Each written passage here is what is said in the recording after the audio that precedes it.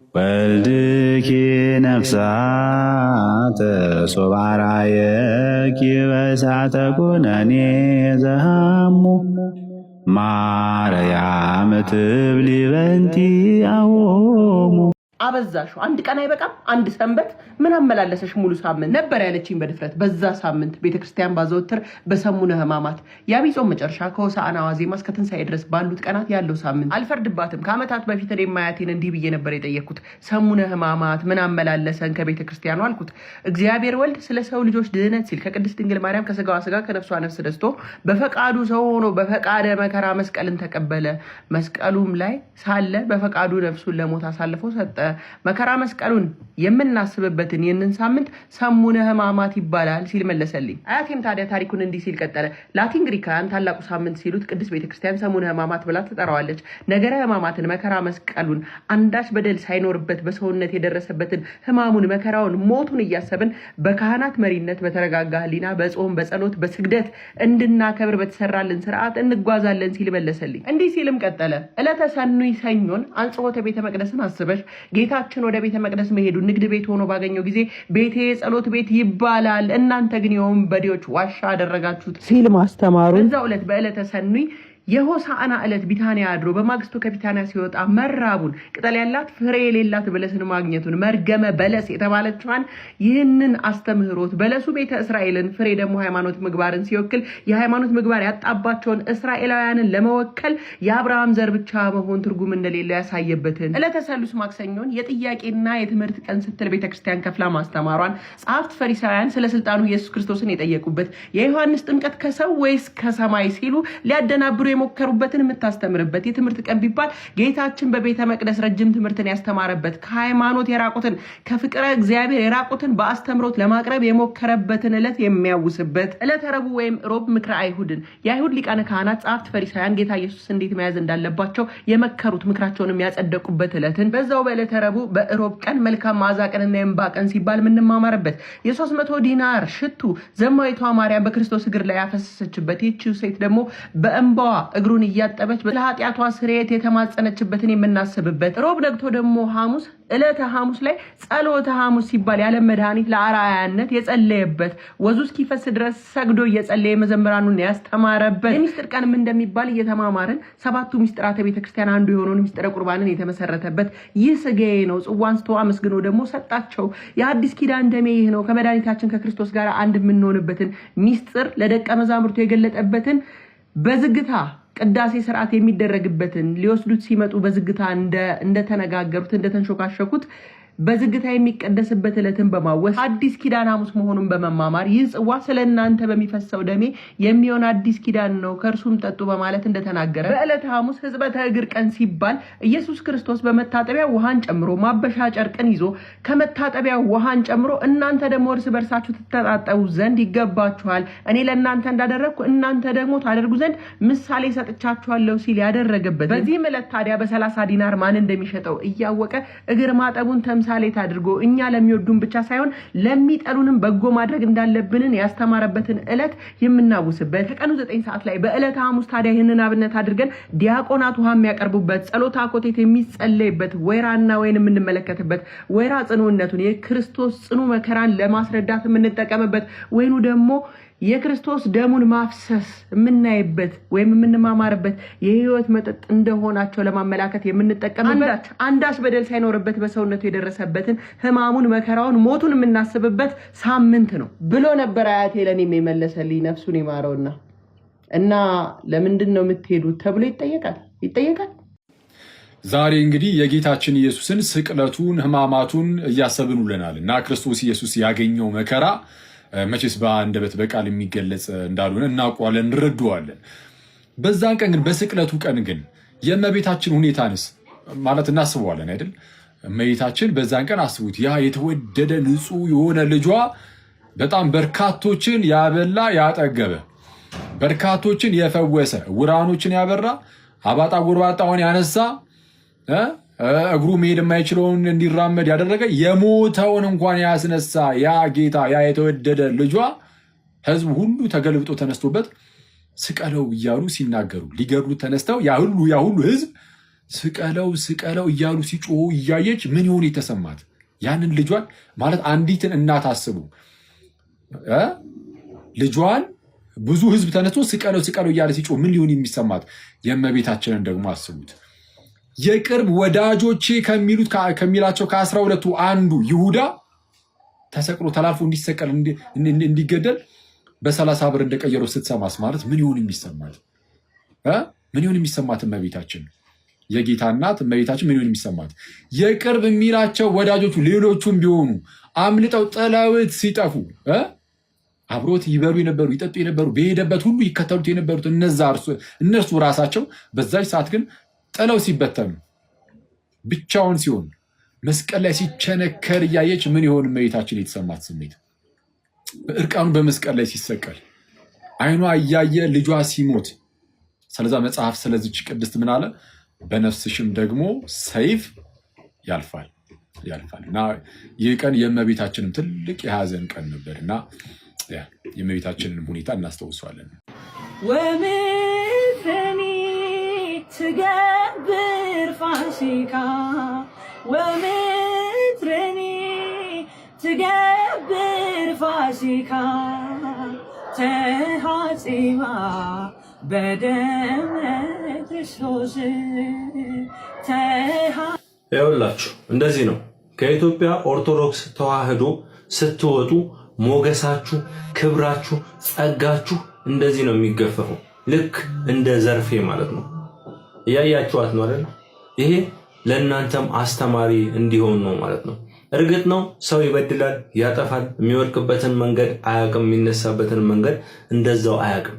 ስለዚህ አሁንም የምላችሁ እውነት ነው። ቤቷ የተዋህዶ ቤት ናፍቆሽ ከሆነ አሁንም አይደለም እኛ ውዳቂዎቹ የአለዌዛ የድንግል ማርያም ልጅ ኢየሱስ ክርስቶስ እጁን ዘርግቶ ወላዲተ አምላክ እጇን ዘርግታ ያመሰገንሻት የዘመርሽላት እየጠበቀች ነው የምትገኘው። ስለዚህ ማስተዋልን ለሁላችንም ያድለን። በዝሙት የኖረችዋ ሴት በገንዘቧ ነፍሷን ስታተርፍ፣ ሐዋርያው ይሁዳ ግን ለገንዘብ ነፍሱን አጣ። ለእርሱ ጌታውን የሸጠ መሰለው እንጂ በ30 ብር የሸጠው የገዛ ነፍሱን ነበር። ብዙ ትምህርት ያልተማረችው ማርያም 300 ዲናርን እንደተና ነገር ቆጥራ ከጌታ በታች ስትጥል፣ 3 ዓመት የተማረው ይሁዳ ግን ጌታውን እንደተራ ነገር ከ30 ብር በታች ጣለ። ቅዱስ ቄርሎስ ዘእስክንድርያ እንዲህ ይላል፣ ይሁዳ ለማይጠቅም ሳንቲም ከክርስቶስ ጋር መሆንን አጣ። በእግዚአብሔር ፊት ያለውን ተስፋ ገታው። ለጌታው እውነተኛ ተከታዮች የተዘጋጀው ማዕረግ፣ አክሊል፣ ሕይወትና ክብር አጣ ይላል። ይሁዳ ብዙ ተአምራት እስከማድረግ የሚያደርስ ትልቅ ክብር ገንዘብም ተሰጥቶት ነበር። አጋንንትን ለማውጣት ድውያኖችን ለመፈወስ ተሹሞ ነበር። ከዚህ ሁሉ በኋላ ግን ተሰናከለ። እኛም ተአምር ያደረገ ሁሉ ይጸድቃል ብለን እንዳንታለል ይሁዳ ትልቅ ማሳያ ነው። ጌታ ሆይ በስምህ ተአምራት አላደረግንም ይሉኛል፣ እኔ ግን አላውቃችሁም እላችኋለሁ ከተባሉት ጋር እንዲደመር አሰናከለው። መጽሐፈ መነኮሳት እንደዚህ ይላል፣ እኛም የቱንም ያህል ጽኑ መንፈሳዊ ብንሆን ምን ባጠፋ እንደ ይሁዳ እንኳን አልሆንም እንዳትሉ ብለው ትእዛዝ ይሰጡናል፣ ያስጠነቅቁናል። ሐዋርያም ብትሆን ጋኔን ብታወጣ ተአምራት ብታደርግ ይሁዳ ሐዋርያ ከተባለ በኋላ ጋኔን ካወጣ በኋላ በፍቅረ ነዋይ ሰይጣንና የጥፋት ልጅ እስከመባል ደርሶ እንደተሰናካከለ ሁላችንም ይህንን ዘወትር በህይወታችን ልናስበው ያስፈልጋል። የምር ጴንጤዎች ግን በጣም ማሳዘናችሁ። እዩማ ኦርቶዶክሱ ገብርኤል ሊሄድ ይችላል፣ ተክሊል ቤተክርስቲያን ሊሄድ ይችላል። ብቻ አንዱ አጥቢያ ሄዶ በሰላም ጸሎቱን አድርሶ ከበረከቱ ተካፍሎ አንድ ቤተክርስቲያን ሄዶ ይመለሳል። እኛስ ጴንጤዎች ንጹህ ወንጌል የናፈቀው የለም? የብልጽግና ወንጌል የማይሰበክበት ሐሰተኛ ነቢያቶች የሌሉበት በቃ ንጹህ ጥርት ያለ ወንጌል እዚህ ነው የሚሰበከው። የሰከነ የማይጨፈርበት ወንበር የማይሰበርበት ካራቴ ምናምን ቴኳንዶ ምናምን የማይሰራበት ኖርማል ቸርች፣ ዘይት የማይሸጥበት፣ ጨው፣ ሳሙና ምናምን ሻማ ምናምን የማይሸጥበት ቸርች። ጌታን ራት ሳይገባው የበላ የጠጣ ሰው ይታመማል ወይንም ይሞታል የሚባል አጋንንታዊ ትምህርት አለ። ይኸውላችሁ ተጽፏል። ይሄ ግን ጌታ አይደለም የገደላቸው። የጌታ እራት በመጠንና በጥቂት ነው፣ በስርዓት ነው የሚወሰደው። እነሱ በጋን ጠጥተው መታመም አይደለም ባይሞቱ ነው እንጂ የሚደንቀው። እሺ ወንድማችን በጋሻው እንደሰማችሁት እንግዲህ ምን አለን? እንደው ስለ ቅዱስ ቁርባን ሲናገር አንደኛ ቆሮንቶስ ምዕራፍ 11 ላይ እንደ ሳይገባው ወይም አንወርዚ በሆነ ማነር ስጋው ደሙን የሚቀበል ካለ እንግዲህ እንደሚያሳምም እንደሚገድል እንኳን መጽሐፉ በግልጽ ጳውሎስ ተናግሯል። እና ይህንን ነገር ካወቅን በጣም በቀላሉ ምን እንረዳለን ማለት ነው? ቅዱስ ቁርባንን ሲሪየስሊ እንድንመለከትና የምርም የጌታ ስጋና ደም ቢሆን እንጂ በዚህ ደረጃ ሞትን ያህል ነገር ሳይቀር ህመምን የሚያህል ነገር ሳይቀር እንዴት ያመጣብናል ብለን እንድንጠይቅ ያደርገናል። ስለዛ ወንድማችን እንዲህ ብለው እንኳን ሰዎች እንዳይጠይቁ ራሱ ስቶ ሌሎች ሰዎችን ያስታል። በጣም አዝናለሁ። የምር ሰው በምን መልኩ ለማሳት የሞከረው አይ እነዚህ እኮ የታመሙት ወይም የሞቱት ጌታ አይደለም የሚገደላቸው እነማን ነው ሲባል ብዙ ጠጥተው በጋን ጠጥተው ነው። ስለዚህ እንደው ሆዳቸው እስኪተረተር ድረስ በልተው ጠጥተው እና ያ አሳመማቸው፣ ገደላቸው፣ ሞቱ። እስኪሞቱ ድረስ ጠጥተው ማለት ነው። ሰክረው ጭራሽ በስካር ይላል። አረ በቅዱስ ሚካኤል ይሄ መብርሃንን ይሄ አያስቅም። በጣም የሚያሳዝን በጣም አደገኛ ነው። ለማንኛውም እኔ በሐዲስ ኪዳን እስከማስታውሰው ሁለት ቦታ ነው ጌታ እንዲህ ሰውን ሲገድል ያየሁት። ሁለት ቦታ ነው። አንደኛው መንፈስ ቅዱስን የዋሹ ሐናንያና ሰጲራ መንፈስ ቅዱስን ዋሹ ተብሎ ሐዋርያት ሥራ ምዕራፍ 5 ላይ ሁለት ሰዎች ማለት ነው። እዚህ ጋር ግን አያሌዎች አንቀላፍተዋል የሚለው እንደውም በጣም ብዙዎችን የገደለው በዚህ ምክንያት ነው። ለምንድን ነው? የሐዲስ ኪዳኗ ቤተክርስቲያን ስትሰራ ሰዎች እንደው የህብስቱና ወይኑን አይተው እንደው እንትን እንዳይሉ ራሱ እንዳይጠርጣሪ እንኳን እንዳይገባቸውና የምርም ሲሪየስሊ እንድናየው ያንን ቅዱስ ሚስጥር የራሱ ስጋና ደም እንደሆነ ማረጋገጫ እንደሆነ በዛ እንደው እንደዛ በሚመስል መልኩ እንዲህ አይነት ታላቅ ተአምርን ፈጽሟል። ሳይገባቸው የሚወስዱትን በመጉደል በማሳመም ያውም አያሌዎችን የሚለው ብዙዎችን የሚለው። ኦኬ መጽሐፉን አብረን እናንብብና እንጨርስ። ከቁጥር 27 ጀምሮ እንዲህ ይላል። አንደኛ ቆሮንቶስ ምዕራፍ 11 ቁጥር 27 ስለዚህ ሳይገባው ይህን እንጀራ የበላ ወይም የጌታን ጽዋ የጠጣ ሁሉ የጌታ ስጋና ደም ዕዳ አለበት። ዕዳው ምንድነው? የጌታ ስጋና ደም ነው ዕዳው ራሱ የሚኖርበት። እሺ ሰው ግን ራሱን ይፈትን፣ እንዲሁም ከእንጀራው ይብላ ከጽዋውም ይጠጣ። ሳይገባው የሚበላና የሚጠጣ የጌታን ስጋ ስለማይለይ ለራሱ ፍርድ ይበላል። ለምን ይበላል? ለራሱ ምን? ለራሱ ፍርድ። እደግመዋለሁ፣ ለራሱ ፍርድ። ስለዛ ፍርድ ያመጣል አለ። ሳይገባው የሚበላ ሰው ለራሱ ፍርድ ይበላል ይጠጣልም አለና ሰው ስለዚህም አለ ለራሱ ፍርድ ይበላል ካለ በኋላ ስለዚህም በእናንተ ዘንድ የደከሙና የታመሙ ብዙዎች አሉ፣ አያሌዎችም አንቀላፍተዋል። ስለየቱ ነው ስለዚህ የተባለው? ለራሱ ፍርድ ይበላልና ካለ በኋላ እኮ ነው ይሄን የተናገረው። ስለዚህ በስጋው ደሙ ምክንያት የሚመጣበት ፍርድ ነው። ፍርድ የሚመጣው ኬት ነው? ከጌታ ነው። ስለዛ ምን ይላል? ቀጠል አድርጎ እዛው ጋር ነው፣ ብዙም የትም አንሄድም። ራሳችን ብንመረምር ግን ባልተፈረደብንም ነበረ።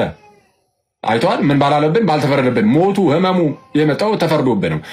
ባልተፈረደብንም ነበረ ይልና ነገር ግን በተፈረደብን ጊዜ አለ ከዓለም ጋር እንዳንኮንን በጌታ እንገሰጻለን። በማን? በጌታ። ስለዛ ጌታ ነው ይህንን ፍርድ ያመጣብን።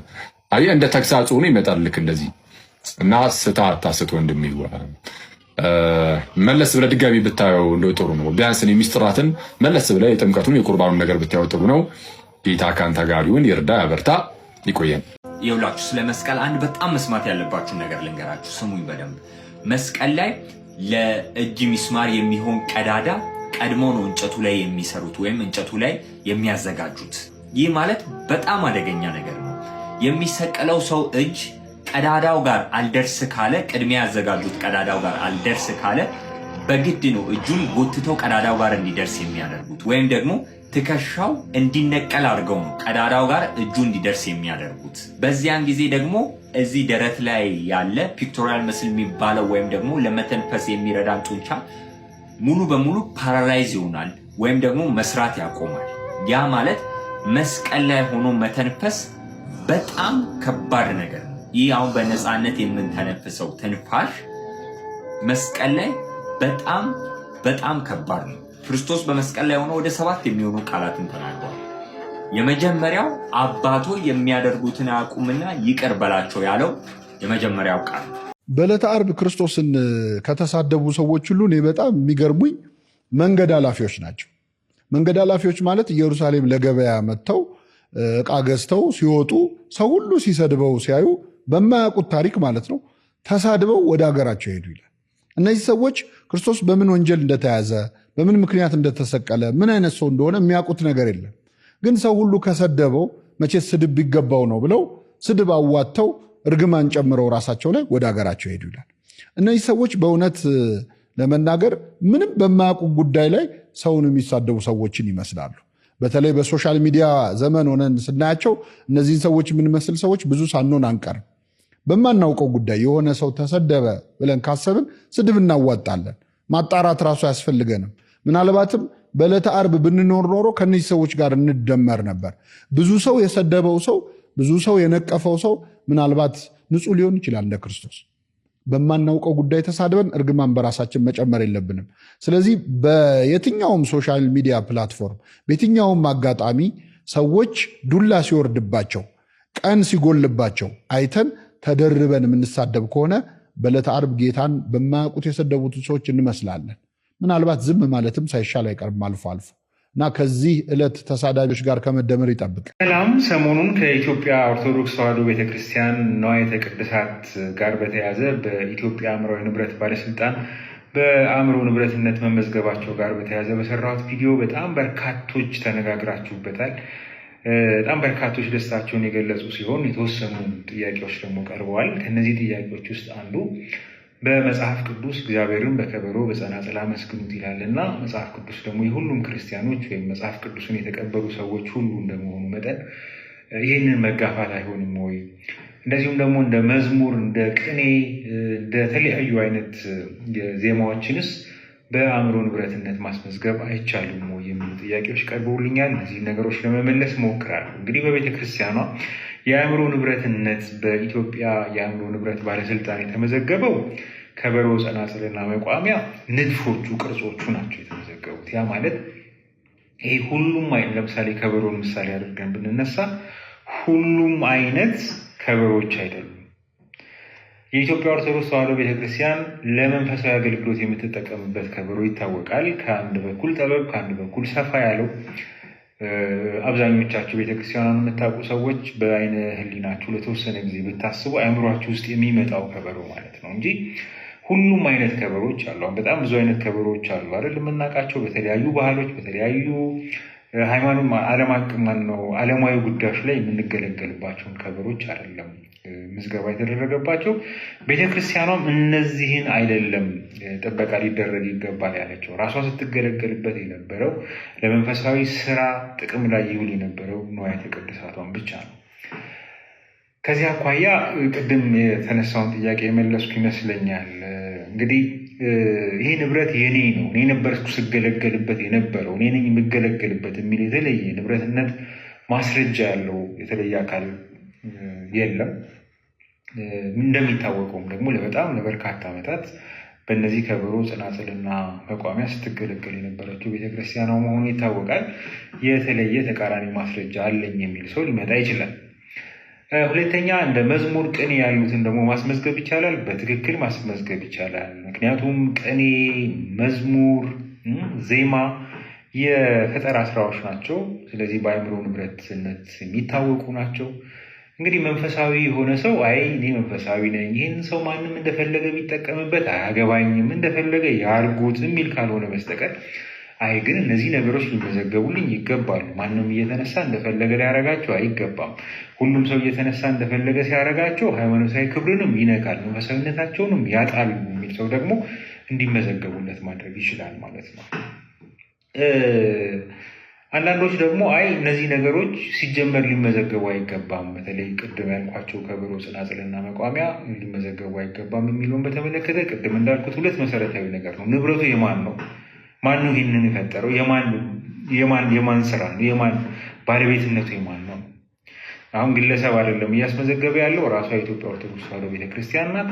ስለዚህ ንብረትነቱ የእሷ መሆኑን እስካረጋገጠች ጊዜ ድረስ እና በህጉ መሰረት ደግሞ በአእምሮ ንብረትነት የሚመዘገብ አይነት ስራ እስከሆነ ጊዜ ድረስ ጥበቃ የማያገኝበት ምክንያት የለም። እንግዲህ ሲመዘገብ ከበሮ ራሱ አይደለም፣ የከበሮ ቅርጽ፣ የጽናጽሉ ቅርጽ፣ ንድፋቸው ነው የሚመዘገበው።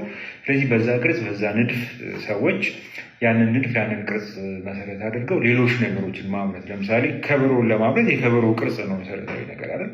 የፈለግከውን አይነት ከበሮ ልታወጣ ትችላለህ፣ ግን በዛ ቅርጽ ከበሮ አውጥተህ መጠቀም አትችልም ማለት ነው። ወይም ሌላ ነገር በዛ ቅርጽ መጠቀም አትችልም። ያ ንድፍ በአእምሮ ንብረት ባለስልጣን የተመዘገበ ስለሆነ ማለት ነው። በነገራችን ላይ የሃይማኖት ተቋማት የሆኑ የማህበረሰብ ክፍሎች ባህላቸውን ወይም አንዳች የሆነ ነገራቸውን ምልክታቸውን በአእምሮ ንብረት ባለስልጣን በአእምሮ ንብረትነት ያስመዘግቡበት አጋጣሚ ብዙ ነው። ለምሳሌ ቫቲካን የካቶሊክ ቸርች የተለያዩ ሲምቦሎችን በአእምሮ ንብረትነት አስመዝግባለች። የኔ ናቸው፣ ማንም ሰው እንደፈለገ ሚስዩዝ ሊያደርጋቸው አይችልም በማለት ማለት ነው። እንደዚሁም ደግሞ ህንዶች የዮጋ አይነቶችን እንደዚሁ አስመዝግበዋል። ደቡብ አፍሪካ ውስጥ ያሉ የዙሉ ብሔረሰቦች ደግሞ ይህንን ትራዲሽናቸውን፣ ዜማቸውን፣ ባህላቸውን የሚያሳዩ ነገሮችን እንደዚሁ በተመሳሳይ የአእምሮ ንብረት አድርገው አስመዝግቦታል። ምክንያቱም ያንን የተለያዩ ዓለም አቀፍ ሚዲያዎች፣ ማስታወቂያ ላይ የሚሰሩ አርት ላይ የሚሰሩ ሰዎች ያንን ያለ አግባብ እየተጠቀሙ አንደኛ ጥቅም ያገኙበታል፣ ሁለተኛ ደግሞ ባህሉ እንዲበረዝና እንዲደለዝ በማድረግ ችግር ስለሚፈጥሩ በአእምሮ ንብረትነት መመዝገቡ እነዛ ብሔረሰቦች ይሄ ንብረት ያለ አግባብ ጥቅም ላይ እንዳይውል ለመቆጣጠር ያመቻቸዋል። ምክንያቱም አስቀድሞ እነሱን ፍቃድ መጠየቅ ያስፈልጋል። ሁለተኛ ደግሞ ያልተገባ ኢኮኖሚያዊ ጥቅም የሆነ ሰው ሲያገኝ ከዛ ኢኮኖሚያዊ ጥቅም እንዲካፈሉ ስለሚያግዛቸው። ምክንያቱም አንድ ሰው የአንድ ንብረት የአእምሮ ንብረት ባለቤት ነው ከተባለ ልክ እንደ ቁስ እንደ ማንኛውም ነገር ሁሉ ኢኮኖሚያዊ፣ ሞራላዊ ጥቅሞቹም የእሱ ናቸው ማለት ነው። ያለሱ ፍቃድና ይሁንታ ሌላ ሰው ያንን ነገር ያለ አግባብ መገልገል አይችልም እንደማለት ነው እና በዚህ አግባብ ነው የተመዘገበውም፣ በዚህ አግባብ ነው ነገሩ የሚሰራው ማለት ነው።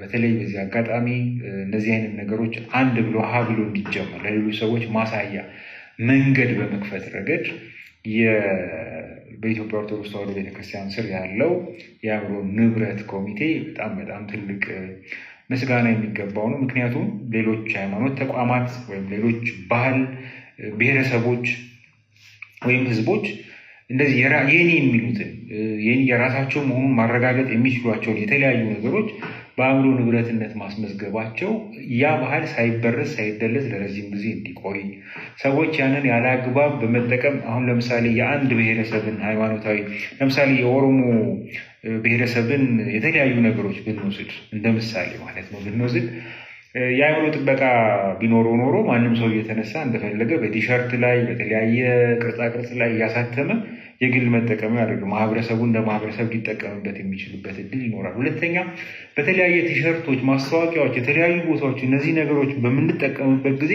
ክብርን በሚያጎድል በሚጎዳ ባህሉን ሃይማኖትን በማይጠብቅ መልኩ ሊወጣ በሚችልበት ጊዜ ደግሞ ያንን ማህበረሰብ ወይም ያንን የሃይማኖት ተከታይ የሚያነውር የሚሆኑበት እድል ስላለ እነዚህ ሰዎች ያንን ነገር ለመቆጣጠር በቂ እድል ይሰጣቸዋል ማለት ነው እና ከዚህ አኳያ ነው ነገሩ መታየት ያለበት። ነገር ግን በጣም በርካታ ኮሜንቶችን አይቻሉ። እንደውም ይሄ መደረጉን እንደ ስድብ ያልተገባ ደጋግመን የምንለው ሃይማኖተኞች ነን እንላለን፣ ግን የምንነጋገረው ነገር ለአንድ ወይም ለኢየሱስ ቆመናል የምንል ሰዎች ወይም ደግሞ ለማርያም ወይም ለሆነ አካል ቆመናል የምንል ሰዎች ግን ያ የቆመ